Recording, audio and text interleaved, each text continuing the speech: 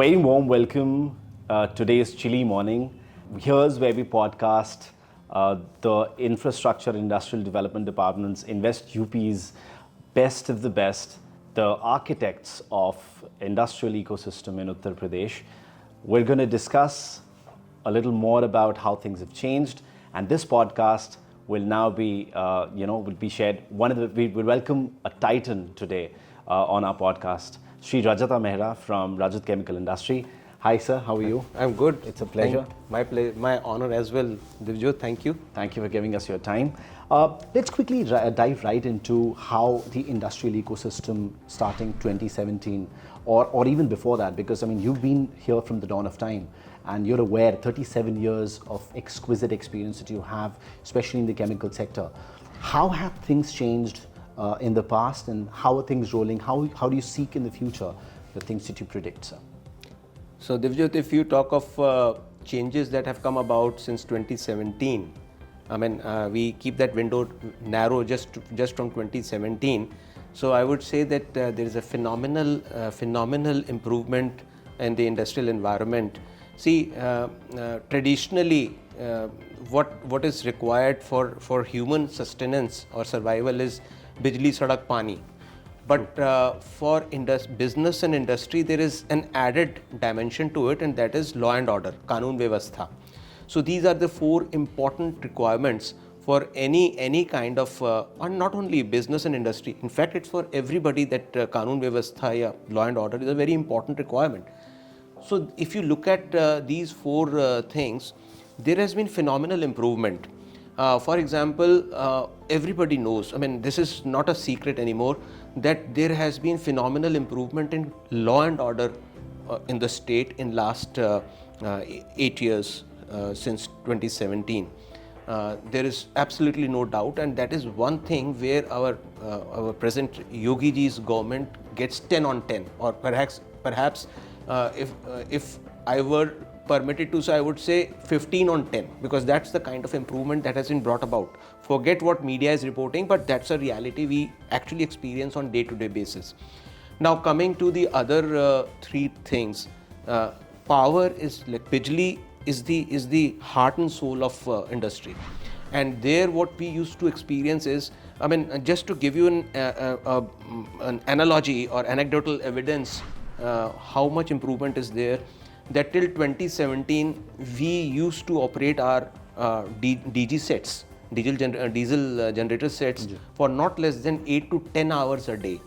And believe me, more than our own plant's maintenance and its upkeep, we were more bothered about the upkeep and maintenance of our DG sets. Right. If anything went wrong with DG set, we would get very upset, because we would feel that even if plant is perfectly okay, we would not be able to operate it uninterrupted, because power is going to be it is going to trip, and for how long we just don't know. Right. But now since 2017, we have almost forgotten that there is a DG set or DG room in our factories.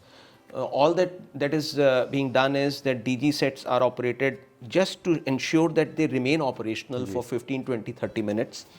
That is the kind, and of course there is tripping. It's not to say that it's all hunky-dory, but phenomenal improvement in the sense that there would be tripping, there would be grievances as far as tripping is concerned, but that continues, but that would also be taken care of, because चीज़ें ठीक होते होती हैं, overnight कुछ भी नहीं होता. And I'll come to that कि उसमें क्या हो रहा है. And the third thing is sadak. That is what we call infrastructure. Right. So infrastructure was in real bad state. I mean, we were clueless what to do with these hopeless condition of roads, because once they, and you know, roads is not something that you repair them, you invest in them, and then they would remain like that. It's a wearable thing which would get consumed on daily basis, just like our tires get worn out. Especially in industrial areas. In industrial area, because today what you see is freight trucks of 40 tons and above, right, plying over them. Right. So roads are worn out much faster. Rapidly. Right. And once a disruption starts, then it starts eroding very fast. Right. So, and we were clueless how exactly to set it right. But in 2022, the biggest, I would say, the game changer scheme that has been brought about by government of Uttar Pradesh, Yogi ji unveiled Atal Industrial Infrastructure Rejuvenation Plan or the mission. Correct. In 2022, and it has taken about 2 or 3 years, but now it has gathered a lot of pace, and I feel extremely happy to share with you this fact that Amausi industrial area itself is likely to benefit to the extent of about 125 crores under this Atal Industrial Infrastructure Rejuvenation Mission. UPSIDA is investing about 53 crores for upgradation of roads, stormwater drainage, street light, and some other addendum items. Right. And then Jal Nigam, again being financed from Department of Industries, but is now investing about 57 crores on STP, standalone STP for Amausi industrial area. So sewage treatment plants. For sewage treatment plant. So these are some of the things, bijli, sadak, and now pani. What, because this also addresses pani and law and order. तो चारों चीजें address हो गई. तो अब only thing that industry would actually be looking for is that this eventually gets the last part, the last mile gets executed properly. That's the only thing, and we all are eagerly looking forward that all the projects that are in pipeline, they get completed in time and with proper quality. Sir जैसे कि we know about, आपने अभी बिजली सड़क पानी की बात करी, विच इज़ ऑफ कोर्स एक बहुत इंपॉर्टेंट एस्पेक्ट है किसी भी लेवल के ग्रोथ को करने का. माननीय प्रधानमंत्री चाहते हैं कि भारत एक $5 ट्रिलियन इकोनॉमी का जो मापदंड है वो भारत के प्रधानमंत्री हमें ऐसा देखते हैं कि we touch that. And the target that UP has, which of course Honorable Chief Minister Sir has given us, is $1 trillion economy. क्या लगता है आपको $1 trillion इकोनॉमी तक पहुंचने के लिए किन चीज़ों का क्या है वो मूल मंत्र जिससे आपके हिसाब से कि $1 ट्रिलियन तक पहुंचा जाए? तो देखिए, ये जो $1 ट्रिलियन इकोनॉमी का जो लक्ष्य हमारे मुख्यमंत्री जी ने रखा था, इसकी घोषणा 2018 ग्लोबल इन्वेस्टर समिट 2018 में हुई थी. मुझे बहुत अच्छी तरह याद है कि प्रधानमंत्री जी ने जब इनॉग्रेशन कर रहे थे 2018 समिट का, तो उस वक्त उन्होंने वो महाराष्ट्र की ग्लोबल इन्वेस्टर समिट अटेंड करके आए थे. और उन्होंने बताया कि वहाँ के जो मुख्यमंत्री, उन्होंने बोला है कि महाराष्ट्र की हम जो GDP है उसको $1 ट्रिलियन तक लेके जाएंगे. और उन्होंने कहा कि ये एक बहुत ही प्रेरणाजनक घोषणा है. मैं समझता हूँ कि अगर भारत में ऐसे कम से कम 5-6 राज्य हैं जिनके अंदर इस तरह का पोटेंशियल है कि वो अपने GDP को $1 ट्रिलियन तक पहुँचाएं, अगर ये हो जाए तो भारत के लिए इसका कितना बड़ा इसका एक सकारात्मक असर होगा. और जब उस ग्लोबल इन्वेस्टर्स समिट के जब उसका क्लोजर हो रहा था, तो मुख्यमंत्री जी ने इस बात की घोषणा की कि अब हमने ये संकल्प ले लिया है कि उत्तर प्रदेश की अर्थव्यवस्था को $1 ट्रिलियन इकोनॉमी तक पहुंचाया जाएगा. क्योंकि ये ग्लोबल इन्वेस्टर्स समिट में ये घोषणा करी गई थी. तो और इस ग्लोबल इन्वेस्टर्स समिट के अंदर अमूमन जितनी भी बातें होती हैं वो मैन्युफैक्चरिंग से लेके और इन सब चीज़ों को लेके होती है. और लोगों में ये एक आभास हुआ, एक ये भ्रम फैला कि शायद GDP जितना भी बढ़ता है वो सिर्फ मैन्युफैक्चरिंग से बढ़ता है. तो इस भ्रम को सबसे पहले हम लोग को जो है ना दूर करना चाहिए. कोई भी दुनिया की अर्थव्यवस्था एक अकेली एक्टिविटी से नहीं होती है. एक होलिस्टिक जो एक्टिविटी होती है वो मिलके एक $1 ट्रिलियन बनती है, जिसके अंदर आपका एग्रीकल्चर भी होता है, सर्विसेज भी होता है और मैन्युफैक्चरिंग भी होता है, और उसके अलावा कंजम्पशन भी होता है. उत्तर प्रदेश के पास जो सबसे बड़ा जो जिसको हम कहेंगे कि एक अपॉर्चुनिटी है, जिसको कहना चाहिए कि किसी भी और प्रदेश के पास ये संसाधन नहीं है जो उत्तर प्रदेश के पास है, कि सबसे बड़ी 2 नदियाँ उत्तर प्रदेश से बहती हैं, और उसके बाद there are multiple tributaries and rivulets जो इनको इंटरकनेक्ट करती हुई जाती हैं, जो कि एक नेचुरल इरिगेशन सिस्टम क्रिएट करता है, उत्तर प्रदेश को बनाती है, which is why it is called the most fertile Indo-Gangetic Indo-Gangetic plain is regarded as the most fertile region in the world. So इसकी जो अपॉर्चुनिटीज़ हैं हमारे एग्रीकल्चर को लेके वो अपार है। सिर्फ करने की आवश्यकता इतनी कि कैसे इसको मॉडर्नाइज किया जाए। मेरे अगर मुझसे पूछिए तो मैं कहूँगा कि जिस प्रदेश की जनसंख्या 24 करोड़ 25 करोड़ हो और इस तरह का जिसका जो है स्वाभाविक जिसका इरिगेशन सिस्टम, और सबसे बड़ी बात क्या है इसके अंदर एक और चीज़ देखिए कि हमारी नदियाँ इतनी अनकंट्रोल्ड या जिसको कहना चाहिए कि ऐसे भी नहीं बहती कि बिल्कुल एकदम भयानक बाढ़ आ जाए, जो बिहार में देखने को मिलता है। जैसे कोसी है जो है, वहाँ से इतना पानी फ्लो करता है कभी कभी कि वहाँ पे अक्सर बाढ़ आ जाती है। लेकिन उत्तर प्रदेश में इस तरह की समस्याएं कम आती हैं, कम आती हैं। यानी रिवर सिस्टम हमारा काफ़ी हार्नेस्ड है, काफ़ी कंट्रोल्ड है। और सिर्फ हमारे लिए चुनौती जो है वो है एग्रीकल्चर का मॉडर्नाइजेशन। कैसे हम इसको मॉडर्नाइज कर लें, कैसे इसकी उपज बढ़ा लें, और वहीं से सारा that will be the fountain head of the entire. क्योंकि आप देखिए Uttar Pradesh is a landlocked state. Uttar Pradesh के पास कोई भी कोस्टल एक्सेस नहीं है डायरेक्ट। तो आप कुछ भी मैन्युफैक्चर करेंगे उसको पहले आपको भेजना पड़ेगा कोस्ट तक, और तभी वो आप ग्लोबल मार्केट को भी एड्रेस करेंगे। और इवन अगर लोकल हम डोमेस्टिक मार्केट की बात करें तो बिल्कुल it is at the northern end of the country. तो लॉजिस्टिक कॉस्ट तो आएगी। अब अगर हम मैन्युफैक्चरिंग को कहेंगे हम सब कुछ मैन्युफैक्चर करेंगे तो इसका मतलब कच्चा माल कहीं से लाएंगे, फिर उसको बनाएंगे, फिर उसको वापस भेजेंगे। तो लॉजिस्टिक कॉस्ट इन्वॉल्व बहुत ज़्यादा है। अमूमन बेस्ट अपॉर्चुनिटी होती है कि आप पिट हेड पे कोई काम करें। अगर पिट हेड पे जो पावर प्लांट लगता है, जो कोयले के पिट हेड पे लगता है, उसकी कॉस्ट कम आएगी बजाय के carrying coal to long distances generating power. And इसी तरह से अगर एग्रीकल्चर हमारा बहुत तेजी से बढ़ जाए, how to modernise and how to increase the output of agriculture, वहीं से सारी इंडस्ट्री, क्योंकि फूड प्रोसेसिंग इंडस्ट्री का भयंकर मतलब बहुत व्यापक इसका अपॉर्चुनिटी है यहाँ पे।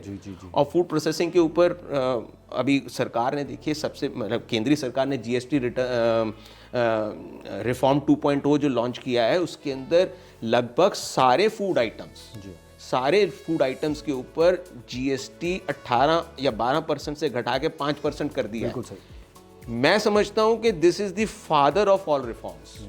मतलब I would go a step further and say this is father of all reforms for simple reason that मुझे नहीं लगता कि भारत के हिस्ट्री में कभी भी इनडायरेक्ट टैक्सेस इतने लो लेवल पे कभी भी गए होंगे। 5%, 30%, 28%, 30% इस लेवल पे रहते थे। अभी 5% पे आ गया। अभी तो किसी के पास ये एक्सक्यूज ही नहीं है कि टैक्स ज़्यादा है इसलिए मेरा कंजम्पशन नहीं है। अगर आपका टैक्स नहीं है, अब आपकी कॉस्ट ज़्यादा हो सकती है। The real challenge is how to increase your productivity and bring down your cost. That is the only thing. तो उत्तर प्रदेश की जो आपने कहा कि क्या चुनौती है to take it towards $1 trillion economy, सबसे बड़ी जो अपॉर्चुनिटी है हमारी एग्रीकल्चर, और फिर एग्रीकल्चर से related food processing industry. Tourism has enormous opportunity in Uttar Pradesh. मतलब आप यूँ समझिए कि किसने सोचा था कि यहाँ पे स्पिरिचुअल टूरिज्म इतना बड़े स्केल पे स्केल अप हो जाएगा, इतनी स्पिरिचुअल डेस्टिनेशंस आ जाएंगी। अयोध्या, कुंभ है, पूरा स्पिरिचुअल सर्किट है पूरा। जी बिल्कुल, बुद्धिस्ट सर्किट है, राम सर्किट, बुद्धिस्ट सर्किट है, सनातन सर्किट है, फिर आपका कुंभ है, प्रयागराज है, सब कुछ मतलब कि फिनोमिनल। और दूसरा जो है हेरिटेज टूरिज्म का भी अच्छा खासा है।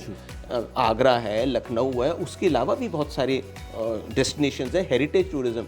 रिक्रिएशन के लिए भी आपका अगर रिक्रिएशनल टूरिज्म करना है तो आपका जो नेशनल पार्क्स हैं, दुधवा है, और so there is enormous opportunity. There is nothing जिसको नहीं किया। इनफैक्ट जो एक सबसे बड़ा opportunity lies somewhere in Ballia, जहाँ पे वो डॉल्फिन का जो वो ब्रीडिंग जोन है, और उसको अगर टूरिज्म के एंगल से उसको प्रमोट किया जाए, बढ़ाया जाए, तो that can potentially become a huge opportunity for promoting recreational tourism for Uttar Pradesh. So opportunity जिसको कहते हैं ना कि अपार, it's only about being creative and imaginative. Right. Sir, let's talk about a little bit about the ease of doing business.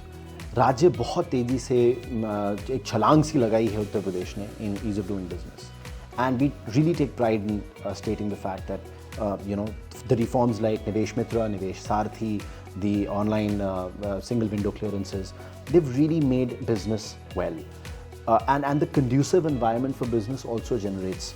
So, what is your take? How's your industry benefited from the ease of doing business, be it expansion, be it newer players coming in, because there's an integration forward and backward as well. आप अपना सामान किसी को देते हैं और वहाँ से लेते हैं, और बड़ी अच्छी आपने एक बात कही कि 24 करोड़ की जनसंख्या है, तो जो आप बनाते हैं ज़्यादातर कंजम्पशन यहीं हो जाता है। एक तरीके से एक व्यापक मार्केट है, एक तैयार मार्केट है। मैं थोड़ा सा इसमें और बात करूँगा आपके पिछले सवाल को कहते हुए कि हम लैंडलॉक्ड हैं, but we also understand the nuances of connecting to the ports. हमारे पास eastern and western peripheral corridors हैं, हमारे पास देश में सिर्फ 2 ही डिफेंस कॉरिडोर्स हैं, जिसमें से एक यूपी में है। तो coming back to again the main question, तो ईज़ ऑफ डूइंग बिजनेस के बारे में, या यहाँ पे आपके जो आपसे कनेक्टेड इंडस्ट्रियलिस्ट्स हैं, इंडस्ट्री कैप्टन्स हैं, आई एम श्योर, उनका क्या कहना है, आपका क्या कहना है about ease of doing business? See, ease of doing business is a continuous work. Correct. हम लोग ऐसा नहीं है कि ज़िंदगी कहीं पे रुक जाती है, वो लगातार चलती रहती है। It's a dynamic, life is dynamic. बिल्कुल। और हम किसी भी डेस्टिनेशन को जब अचीव कर लेते हैं तो हम इमीडिएटली देखने लगते हैं व्हाट नेक्स्ट, है ना? तो ईज ऑफ डूइंग बिजनेस और इसमें कोई अंतर नहीं है। हमेशा आप जो भी करेंगे दिल मांगे मोर वाली बात होती है, तो दिल तो ज़्यादा ही मांगेगा। लेकिन to put things in perspective, आपने पूछा कि क्या पिछले सालों में क्या अंतर आया, तो मैं आपको एक एनेक्डोटल एविडेंस एक और देता हूँ कि 2009-10 में मैंने एक टेक्निकल अपग्रेडेशन स्कीम अवेल करी उत्तर प्रदेश सरकार की। उसमें जितने भी डॉक्यूमेंट्स चाहिए थे, जो भी कुछ फॉर्म्स भरने थे, सब कुछ जो करना था, वो सारे कुछ मैनुअली भरे गए, उसकी फ़ोटोकॉपियाँ निकाली गईं और निकालने के बाद उसको दिया गया, और ये सारी प्रक्रिया को पूरा होने में लगभग 2 साल लग गए। मतलब आप यूँ समझिए कि 2009-10 में मैंने निवेश किया था टेक्निकल अपग्रेडेशन स्कीम में, और इस प्रक्रिया को the formalities that were to be completed, they could be completed I think around June 2010, and eventually I got my subsidy back somewhere in October or November 2011. So 2 साल का 2.5 साल का अंतराल लगा। अब इस बार क्या हुआ, इस बार मैंने फिर से अवेल किया। इस बार जो हमने किया 2023 दिसंबर में किया। 2023 दिसंबर में जैसे ही किया तो उन्होंने कहा कि आप ये ऑनलाइन जाइए और जाके अपना सब कुछ पूरा भर दीजिए। इट टुक मी 2 days, और 2 दिन में मैंने उसको सब कुछ करके अपलोड कर दिया। उन्होंने जो कुछ मांगा मैंने सब कुछ अपलोड कर दिया, all documents were uploaded. And in about 20 days time team आई, उसने आके फिजिकल पूरा चेक किया, सब कुछ किया, and another 20 days time it was referred to the head office. Thereafter whatever small clarifications or other things may have been required, but by October I got my payment back. So it took about 10 months. So we can say that what took about 24 months to be executed got compressed to 10 months. Right. So I would say that's commendable improvement. So that is ease of doing business. Absolutely. इसी तरह से हम लोग pollution के लिए वो किया करते थे, अपना कंसेंट्स अप्लाई करते थे एयर एमिशन के लिए भी और वाटर डिस्चार्ज के लिए भी। तो this was an annual exercise, believe me, this was an annual exercise, और हमको 1 साल से ज़्यादा मिलता नहीं था। तो हर साल वो स्टैंडर्ड फॉर्मेट होता था, उसको सिर्फ time year change, dates change होती थी, और नया डीडी बनता था और डीडी की डेट्स और नंबर चेंज होता था, and the print out used to be taken, and I used to go personally, I used to go and deliver to the office of UP pollution control board, RO, या whoever was the sanctioning authority, जाके देते थे। पिछले 3-4 पहली बात तो क्या हो गया कि इसकी बढ़ गई 5 साल हो गई जी। सो 2017 में मैंने जब अप्लाई किया तो तब तो इसी तरीके से किया दैट टाइम 2016 में क्या इसी तरह से किया, लेकिन I got it for 5 years. So that I felt very very happy कि अभी 5 साल का हो गया, 1 साल की जगह. नेक्स्ट जो मेरे को 2021 में करना था तो इट वॉज ऑल ऑनलाइन जी। तो मुझे कहीं नहीं जाना था, एवरीथिंग वॉज डन ऑनलाइन और आसान। It took me about may be hour or 2 getting everything done. कुछ उसमें ग्लिचेस थे which the pollution control board officials themselves helped me ji. through navigate through those glitches, and once that was done I never visited anybody. I think 2 weeks later I got a message कि आपका हो गया है, and I just downloaded that. So this is ease of doing business. This is what we are looking for. This is an ongoing process, and I would definitely vouch for, give full credit, full marks to the government for definitely taking this forward. And this is again, as I say, it's an ongoing process. जैसे जैसे कुछ और चीज़ दिक्कतें आएंगी, जो और भी impediments आएंगे, we'll keep on communicating to the government, and we hope that government remains sensitive to us and keeps on addressing all these grievances or concerns as it has been doing over last 4-5 years. Right. So full marks to government again. Sir, skilled manpower हर एक उद्यमी का एक सपना होता है कि मुझे जल्दी और आसानी से स्किल्ड मैन पावर मिल जाए, विच इज़ अक्रॉस सेक्टर्स. ये सेक्टर एग्नोस्टिक है.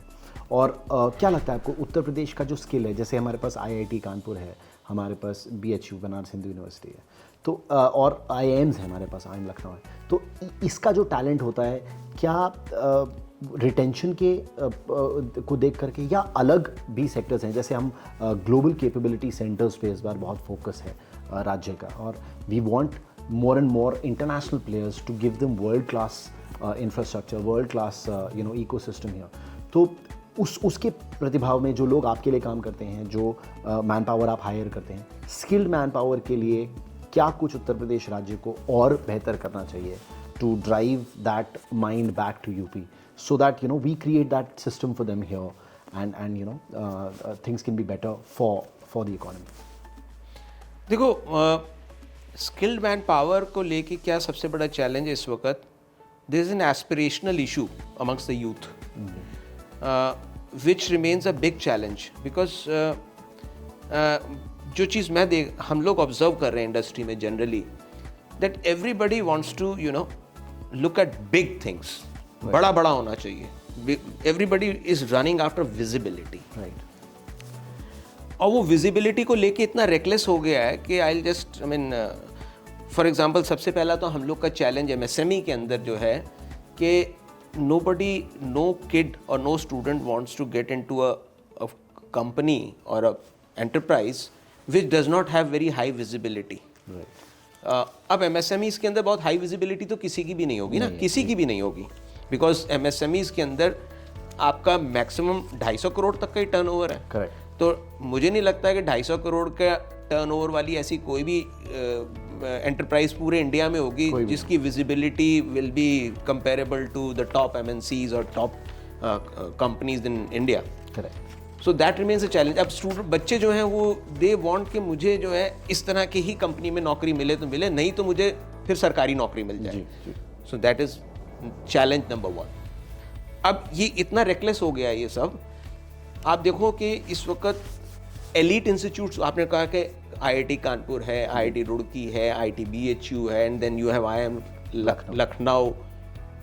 ये जो एलीट इंस्टीट्यूट्स हैं, इनको अगर आप अलग कर दीजिए तो the tier 2 level institutes are actually struggling to fill their seats now. Ji. Engineering colleges में भी और management institutes में. Correct. I would not dwell any further on that.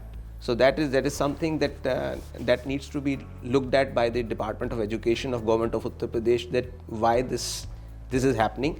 But one thing that I could figure out is that students are, because of their fascination for visibility, today they are willing to go for even delivery jobs in e-commerce, Q-commerce kind of companies, because वहाँ पे उनको 28-30 हज़ार रुपये मिल जाता है 12-12 घंटे काम करके, एंड उनको, मुझे लगता है कि उनको फाइनेंशियल गेन के साथ साथ visibility is something which they feel कि this is great, without caring के what kind of value they are adding to their skill. They are not looking at it. 6-7 साल 8 साल वहाँ पे काम कर लेंगे, स्किल एडिशन जीरो होगी, और 7-8 साल बाद another set of fresh legs would be coming and would be working as enthusiastically, and they would be faded out. And then they would find that completely at crossroads कि अभी करना क्या, क्योंकि हमने कोई वैल्यू एडिशन तो करी नहीं है. So that remains a challenge. कैसे इसको कम्युनिकेट करना है, because this is a double-edged sword. हम ये भी नहीं कह सकते कि e-commerce क्यों कर रहे हैं, because that they are definitely providing them the employment opportunity. Correct. And they are also adding to GDP. Right. But ultimately it's a call that the youth will have to take. Right. Sir, UP is the only state, and we take pride in saying this, UP is the only state that has a separate FDI policy. हम विदेशी निवेशकों के लिए एक बहुत ही amazing बाज़ार तैयार करके रखते हैं. हम अच्छा कंडीसिव एनवायरनमेंट बनाते हैं, एक इकोसिस्टम है विदेशी कंपनियों के लिए. और पॉलिसी का एक छोटा सा अंश मैं अगर बताऊं तो 100 करोड़ का अगर आप निवेश लाते हैं तो उसमें से पहले 10 करोड़ जो हैं वो आप लिक्विड दिखा रहे हैं, और बाकी शेयर्स, डिबेंचर्स एक्सेट्रा में दिखा सकते हैं. आसान बनाया है निवेश को आज उत्तर प्रदेश ने. छवि बदली है उत्तर प्रदेश की over the period of time, जिसके बारे में हमने डिस्कशन किया. ईज़ ऑफ डूइंग बिजनेस कितना बेहतर हुआ है. विदेशी निवेशक के लिए क्या आपका मैसेज रहेगा? How, what do they seek when it has to come to choosing UP as a preferred destination? Just to add to that, UP will be now participating for the 3rd time in the World Economic Forum. UP will now be participating. We've got 9 country desks, जिसमें United kingdom, जिसमें UAE, Singapore, जिसमें Germany, France, Russia, जिसमें Japan, जिसमें south Korea, जिसमें Taiwan. ये कंट्रियाँ हम very bullish on having निवेश from the businesses from these countries better. What do you think should be your message to, of course, your set of ecosystem, and how the companies that you're in touch with? आपका क्या message रहेगा विदेशी निवेशकों के लिए? देखो, before we get into this, I mean, let us have one thing very clear, that FDI coming to Uttar Pradesh will be only they would be only looking at the domestic market of India. Right. They certainly would not be looking at the overseas global market. Correct. Because we know this is a reality that UP is a landlocked state. Right. And if anybody is targeting global market or exports, then they are padding up their cost because of logistics. Right. Regardless what kind of expressways or freight ways. Sir, add a pinch of the Jewar airport. This is हाँ, जेवर airport का phase ये जितनी भी चीज़ें वो जैसे हमारे लेदर गुड्स हैं, मतलब there are things which are absolutely unique for UP. So the opportunity lies in ODOP. जी. If you look at it, the real opportunity lies for overseas the overseas market opportunity is for our ODOP. Because ODOP programme, if you look at it carefully, it is something which cannot be replicated. अब carpets तो ठीक है कि आपको Turkey और भी markets हैं, लेकिन जो बनारस की जरी है वो कोई दूसरी कंट्री नहीं बनाएगी, या जो लखनऊ का चिकन या जरदोजी है वो दूसरी कंट्री नहीं बनाएगी. लेदर सैडलरी या फुटवियर है वो लखनऊ, ये कानपुर और आगरे के पास है ही है, ट्रेडिशन बरसों से है. या ब्रास बेल्स है, या आपका ड्रम्स हैं, या मुरादाबाद का ब्रास है. These are some of things which have been there traditionally, which have extreme potential of getting scaled up because of all these infrastructural facilities that have come up. Right. To that extent. The other area is the other segment that is going to benefit hugely is our agricultural output and food processing industry that would be dovetailed with this agricultural output. They are the ones who would be benefiting hugely because of Jewar and because of our expressways, freightways. Because agriculture, अब अगर आपकी fertile Indo-Gangetic plain है तो Indo-Gangetic plain replicate तो कहीं किया नहीं जा सकता, वो तो यहीं का रहेगा. Geographical, और फिर वो यहीं पे रहेगा और यहीं पे उसकी उपज होगी, यहीं पे उसका आउटपुट होगा और यहीं से वो फिर प्रोसेस होके जाएगा. तो that is the opportunity which बड़ी अच्छी सक्सेस स्टोरी है सर ODOP की, कि काला नमक राइस जो GI है सिद्धार्थनगर का, जी सिद्धार्थनगर का सर. हाँ. उसमें पैडी ब्लैक होती है, चावल इतना खूबसूरत, इतना अच्छा स्मेल करता है, उसका प्राइस पहले बताते हैं बहुत कम 20-30 रुपए 40 रुपए किलो पे मिलता था, आज वो विदेशों में बेचा जा रहा है और अच्छे प्राइस पे मिल रहा है, यहाँ के किसान उसका लाभ उठा रहे हैं. It is competing with basmati. It's competing with basmati. It's better than that in certain countries, sir. Yes. Countries like Singapore, they've realized, and उसमें एक स्टडी भी है, if I'm not wrong, कि उसमें प्रोटीन की मात्रा है, कार्बोहाइड्रेट्स के अलावा प्रोटीन की मात्रा भी है. तो आप सही कह रहे हैं कि उस चीज़ को रेप्लिकेट नहीं किया जा सकता. Yes. आप उसका दाना ला करके कहीं बुआई करते हैं तो वो क्वालिटी नहीं मिलेगी जो आपको सिद्धार्थनगर के चावल की मिलेगी. So this is why I say कि you cannot be sort of one size approach नहीं होगी कि जो कर रहे हैं वही करते आएंगे तो वही हम यहाँ. अब चाइना का मैन्युफैक्चरिंग सक्सेस होगी, but it is not necessary कि जो चाइना की जो मैन्युफैक्चरिंग सक्सेस हो गई है वो इंडिया में अब रेप्लिकेट हो सकती है, नहीं भी हो सकती है, because industry 4.0 has come. So those opportunities may have been now outdated. Correct. So the labor arbitrage may no longer be as relevant as it may have been some 3 decades ago. So these are the realities of life, of times, which also need to be looked at very carefully without being in denial. What I would say is never be in denial. Life में जो changes आ रहे हैं उनको बहुत closely, बहुत ही उसकी गहन तरीके से उसका चिंतन मनन करना चाहिए, उसको सोचना चाहिए कि क्या क्या चेंजेस आए हैं, without being in denial and without being unnecessarily being very optimistic. नहीं, जो चाइना में हुआ यहाँ पे भी होगा, नहीं होगा, क्योंकि इंडस्ट्री 4.0 आ गया है. Industry 4.0 is such a disruptive thing that no long see what is happening is हमारा आत्मनिर्भर प्रोग्राम है. Post Covid and post Ukraine conflict, the biggest realization world over is everybody going in for reshoring or friendshoring. So everybody wants supply chains to be as close to their country or their shores as possible. Right.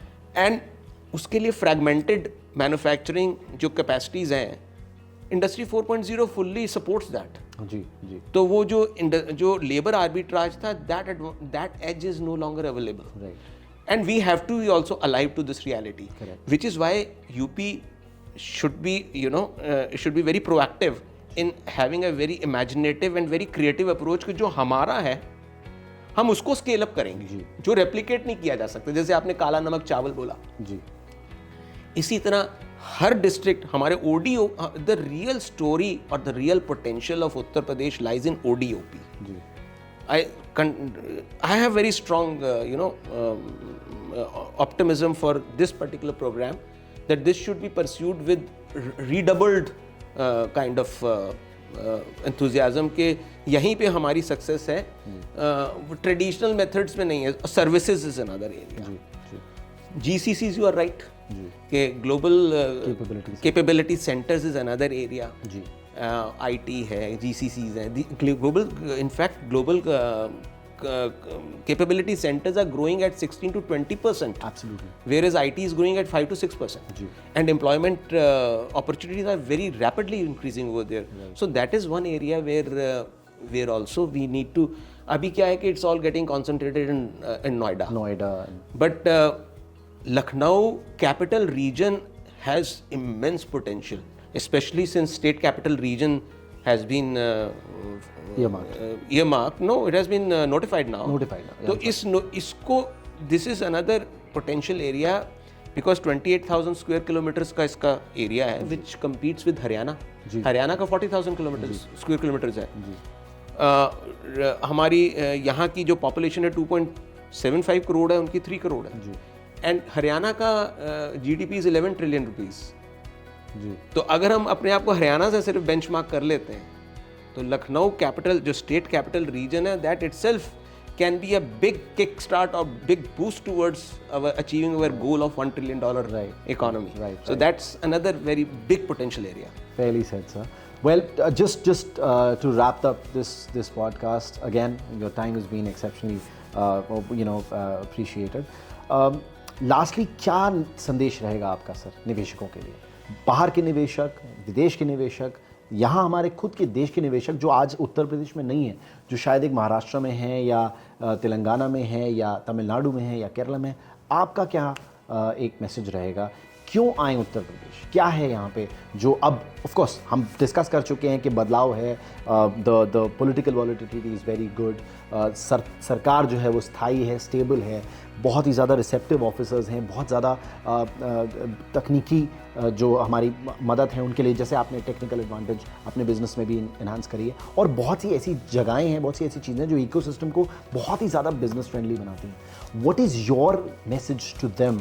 Why should they come to UP now? They should come to UP because UP is the most cosmopolitan state in the world. खाली हम अपने देश भारत की बात कर लें तो आप किसी भी प्रदेश में चले जाइए, वहाँ पे आपको इस तरह की बातें सुनने को मिल जाती हैं कि ये मेरी बिहारी अस्मिता हो गई, ये मेरी महाराष्ट्रीय अस्मिता हो गई, ये मेरी गुजराती अस्मिता हो गई. And they start talking about all these kinds of regionalism. Uttar Pradesh में मैंने आज तक पिछले अपनी ज़िंदगी में कभी नहीं सुना किसी को कहते कि उत्तर प्रदेश की अस्मिता को कोई ठेस पहुंच गई.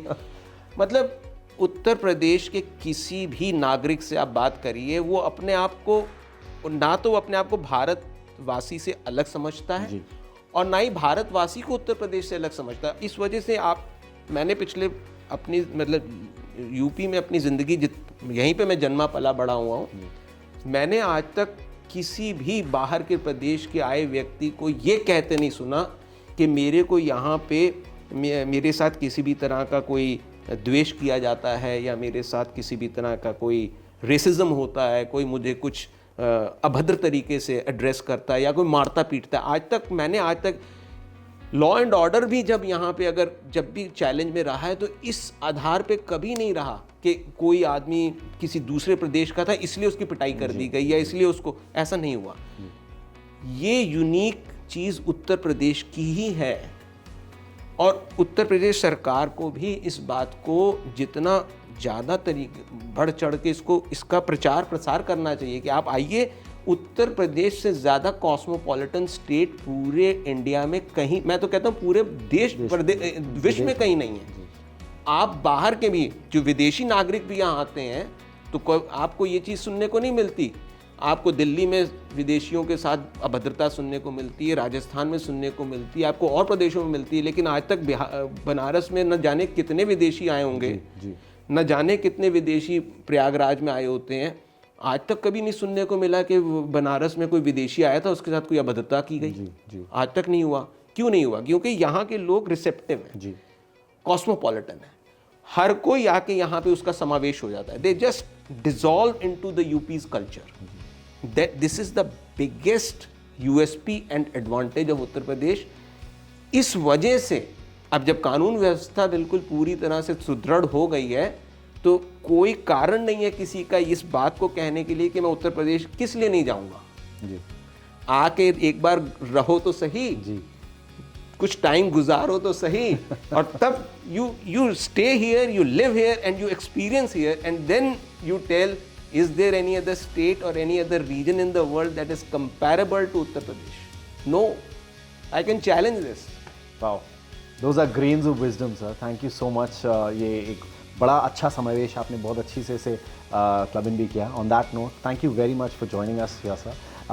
Your feedbacks will be very well taken. Of course, UP has now changed and everybody is talking about it right now.